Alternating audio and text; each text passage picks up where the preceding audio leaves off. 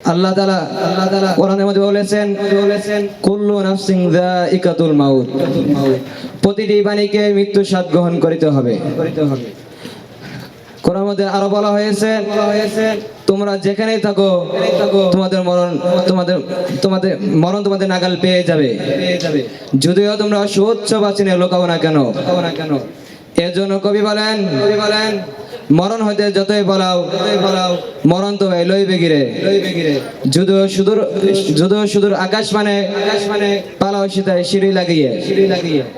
প্রিয় ভাইয়েরা, আমরা এই দুনিয়ার মালিক নয়, আমরা হলাম এই ক্ষণিক দুনিয়ার অতিথি। যতই সুন্দর করে বাড়ি গাড়ি সাজাও না কেন আল্লাহ তাআলা ডাক আসা মাত্র ওই পারে পাড়ি জমাতে হবে। প্রিয় ভাই সব, দুনিয়া আমাদের আসল ঠিকানা নয়।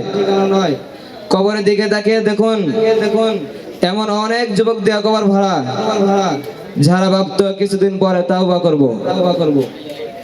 কবর কাছে গিয়ে একটু দাঁড়ান আর ভাবুন কত প্রতাপশালী, কত অহংকারী, যাদের দাপটে মানুষ টিকতে পারতো না, তারা আজ নিথর নিস্তব্ধ হয়ে শুয়ে আছেন।